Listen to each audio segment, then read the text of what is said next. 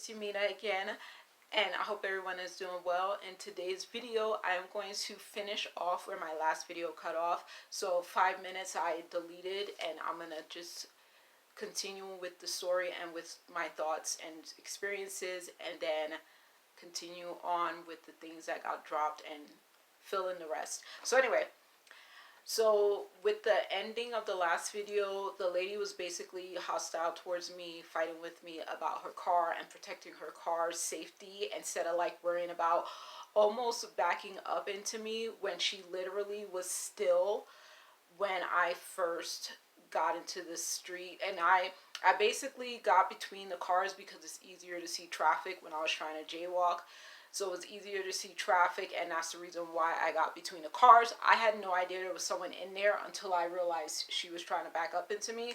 So to me, that was definitely colorism, and I was like, this is ridiculous. Like, I look like a little kid, and this lady's being mean to me for telling her to stop backing up into me. So I was like, okay, whatever. So the next, like, one of the other times, I'm not going to share like all the experiences, and there weren't that many.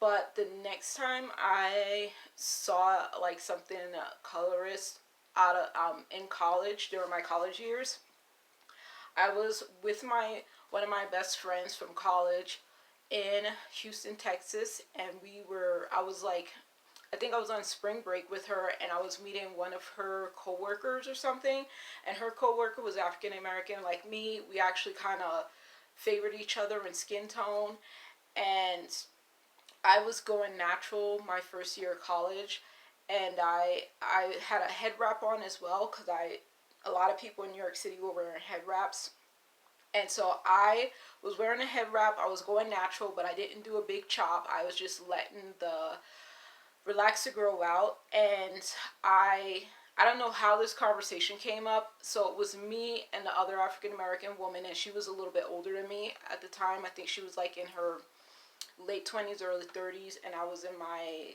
20s, maybe 19 at the time. And and then I think there was another person and my best friend who is Chicana. So we were talking about something, and then at one point the other African American lady said to me, oh, like, I think dark skinned women should wear their hair natural because it suits them better. And I was like, that's weird, I'm natural. And she was like, well, that's okay for you, but I think it's better when dark skinned women wear their hair natural because it suits them better. And I was like, I think people should be able to wear their hair however they want, is what I said to her. And my friend, my Chicana friend, she was just like, Yamina, calm down, because she knows that I can get like a little bit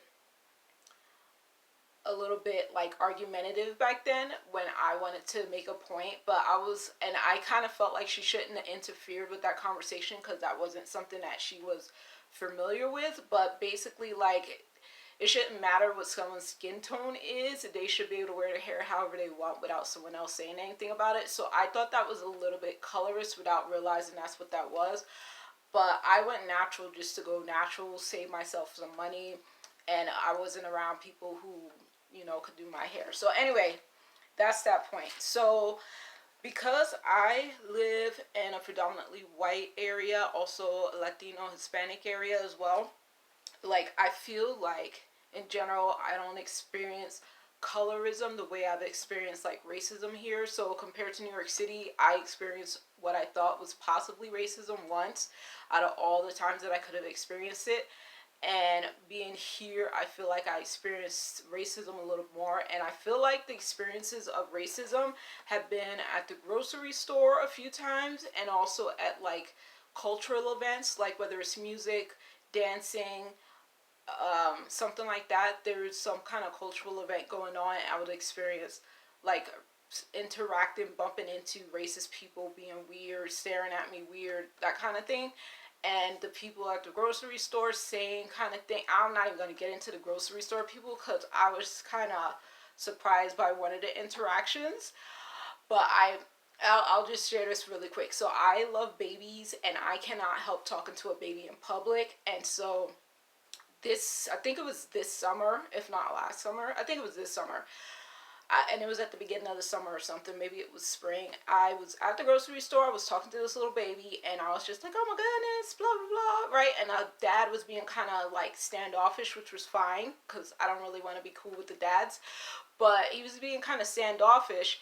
And I went to the checkout line, and I was like about to check out, and the family of four, including the baby and the dad, the mom and the kids, they were like all looking at me like really weird. I was like, oh, that's what's going on, because the dad wasn't friendly. Like I said, he was standoffish. The baby was kind of fine because the baby was under 2 years old. But when I saw all of them together, I was just like, ew, that is some bad energy going on there. And when I say energy, I just mean like someone's like overall personality that I'm kind of getting from them. So I was like, ooh, that was weird. And I can't help it. I like love babies, so that was a weird situation to be in. So I've experienced like weird things, usually not involving a baby. Like most babies that I interact with, the parents are like super cool, not giving me bad vibes.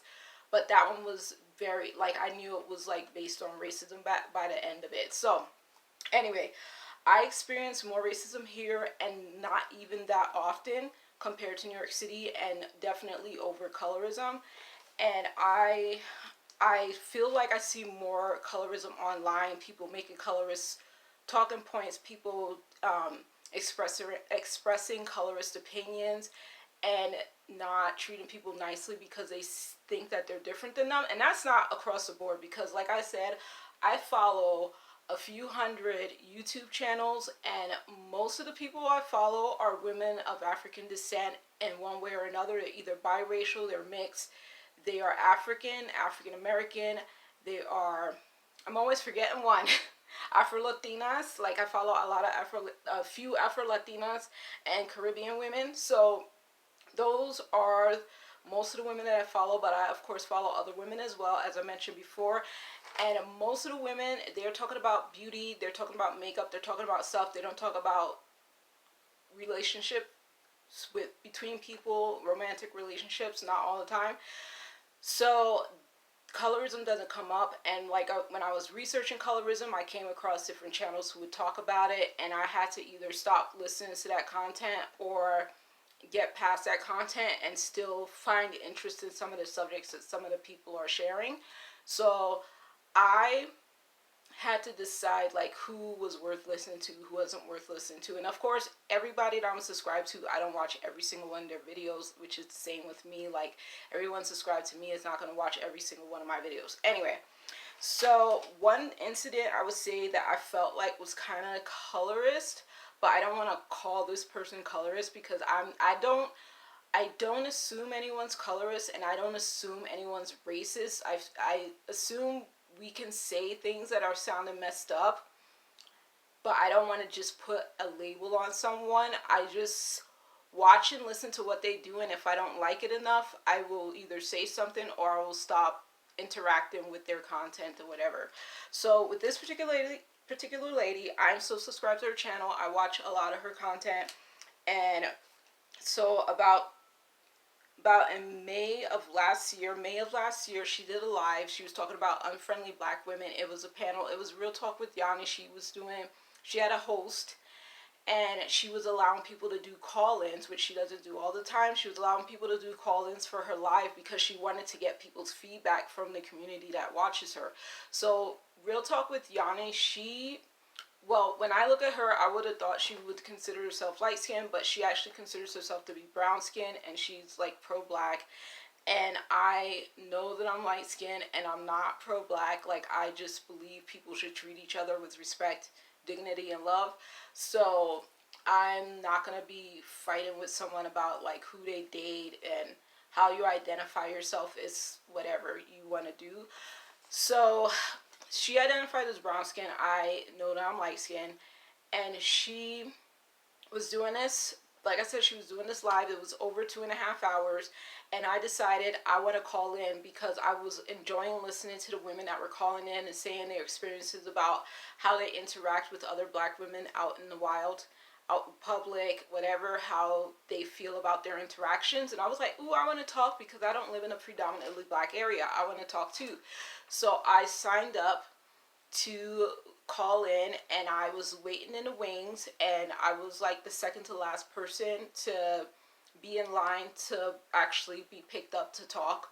And I didn't want to talk on camera. I just wanted to talk vocally and share my experience. So real talk with Yanni, she actually, like, I saw her look down at her whatever she was looking at to see who was next in line as she was listening to her second to last caller. And she looked down, she let the person finish talking, she spoke to her co-host, and they said a few words, and then they were like, okay, that's the end of the live, we'll talk to y'all later, blah blah. And I was like, I didn't get to talk. I was like literally next in line, like I could see that I was, and I was shook because I was like, I think I look African, of African descent, like, so I was surprised that I didn't get to talk. And by that point, I had already been subscribed to Yanni's channel for, I don't know, 3 years, and I've changed my public profile picture a few times, but my name always stays the same if I talk. Well, anyway, I'm assuming she doesn't see everything, because who has time to see everything when you have hundreds to thousands of people commenting in lives and commenting on your channel when you leave videos. So I'm assuming she didn't like make a connection, but at the same time, I was just like, I was kind of like hurt, and I was just like, wow, was that colorism or what? So not to be shady, I just thought it was weird. I didn't like the timing of it, and I did end up expressing what I do where I live in the comment section of that video once the live got posted. And basically, because I'm like one of the few black people, there are African Americans who were born here and their families have been here for a while, but most of the people who are African American, mixed, biracial, Afro-Indigenous, even like biracial as well, Afro-Latinas, even those people who have been here, they like who move here are, wow, I forgot my point. Okay, what was I gonna say? Okay, so there are African Americans who were born and raised here, and some mixed and biracial people who were born and raised here, but most of the rest of the black population from the different areas that they can be from are transplants who moved here at some point or another. Okay, that's what I was gonna say, sorry. So let me look at my notes. Okay. Okay, so yeah, so I make it a point, because I'm one of the few people here, I'm always making it a point to greet people that I see, and it's obviously easier for me to notice someone who has a browner skin tone and say, oh, that's an African American, that's a Caribbean person, that's an African person, and go and talk to them. And I even ask them where they're from, and I said in the previous video, when I ask people where they're from, I'm usually asking what state, because some people kind of get a little bit weirded out when people ask them where they're from. They think they're talking about genetics, and I'm like, no, I'm just talking about where you're from state-wise.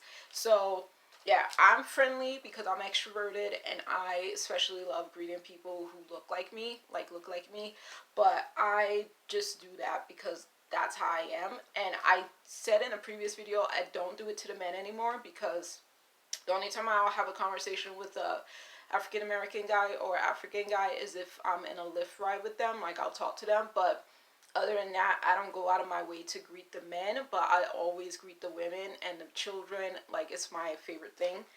And so yeah, so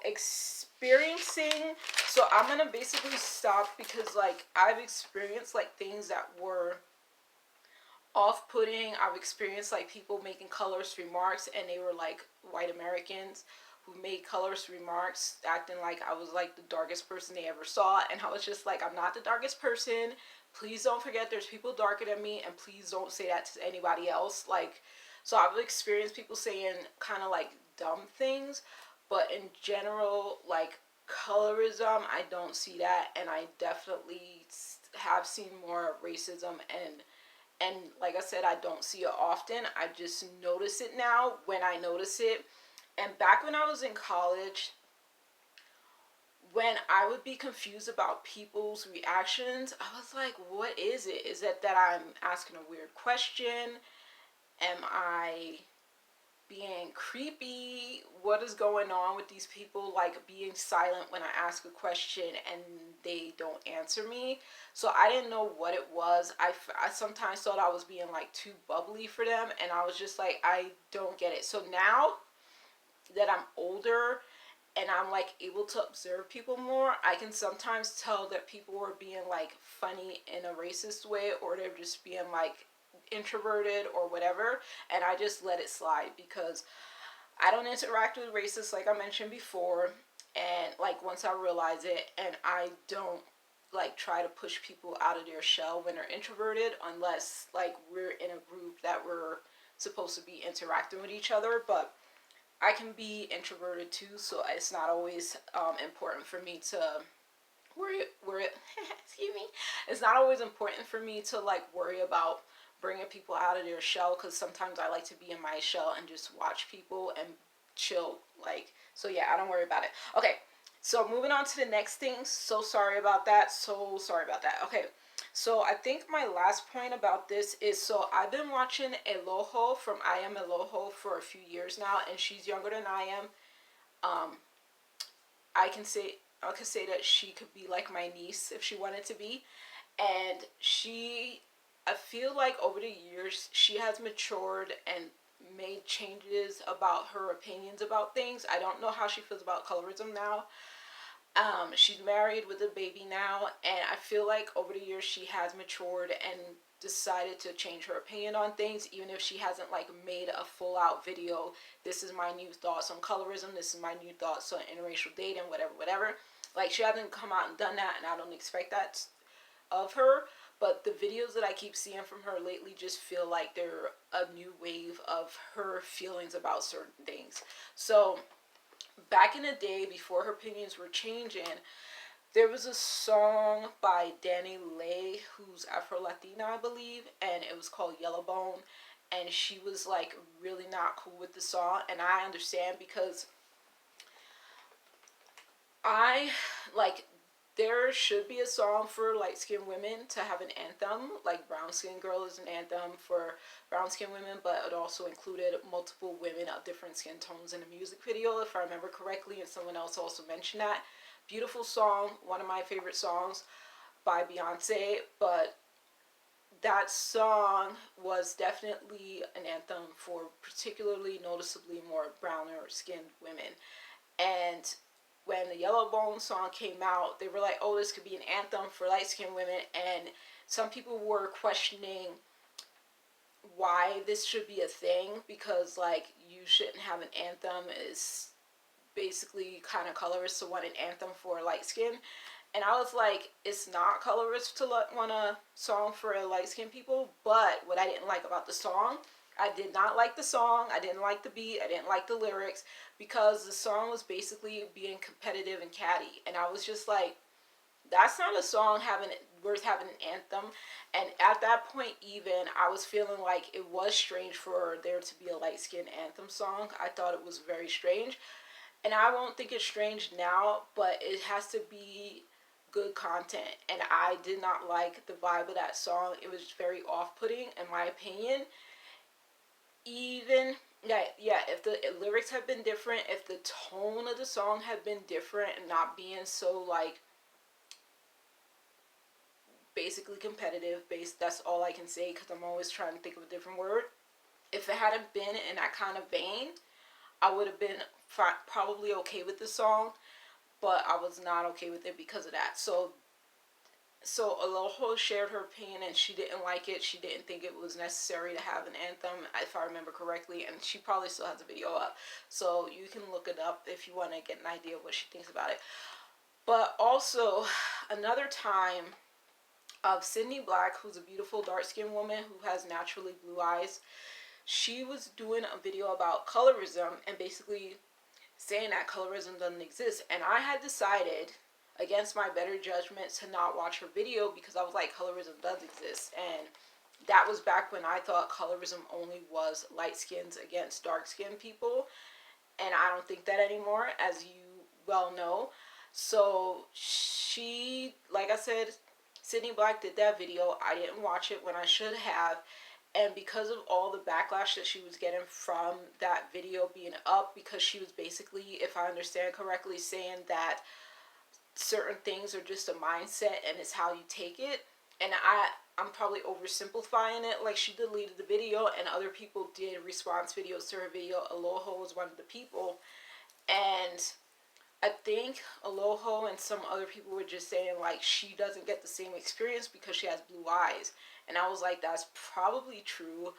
But if somebody wants to be colorist, they're going to do it regardless of someone's eye color, possibly.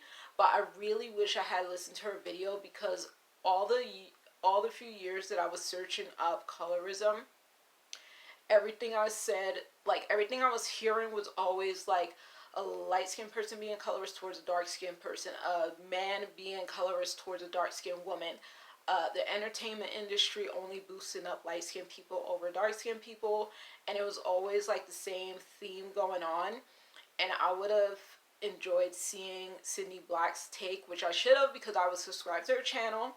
I watched most of her videos, and I skipped that because I didn't want to support that kind of thinking, and I should have just listened to what she had to say, because every dark-skinned woman is not going to have the same experience, and it could be because of how they look, how they present themselves in the world, any number of things. And so I should have listened to her opinion, because Aloha had an opinion about it based on her eye color and some other things, I'm pretty sure.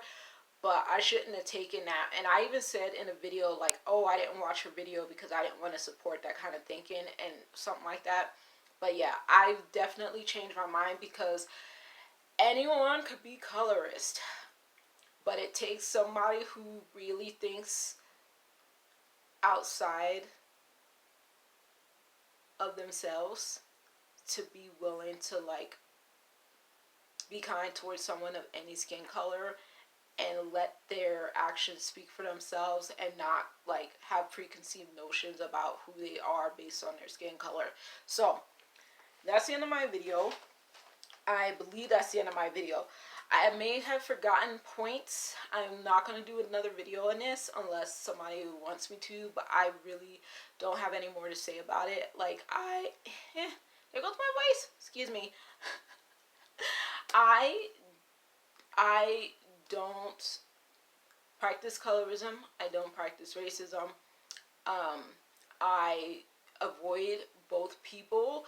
If I hear rumors that someone, a celebrity, is colorist, I don't know what to say, because there are so many opinions online that if I like that celebrity and I find out they're colorist, maybe I'll say something to them if they say something. But I'm not going to be, like, hunting people down trying to figure out who's saying this and who's saying that. Like, I'm not supposed to be managing people. So if I like someone, I find out they're problematic, I will deal with it accordingly, and I have to know it for myself and not just rumors.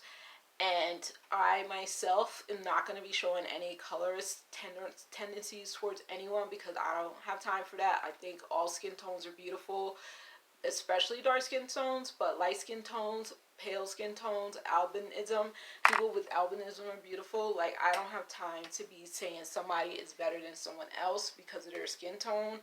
They're just all beautiful, and it just really depends on the person, how they treat other people, that makes them the most beautiful to me. And so that's what I look for in people. So thank you for listening. Thank you for watching. So sorry. I was trying not to ramble too much, but please take good care, and I will talk to y'all later. Have a good night and a good week. Bye. Okay.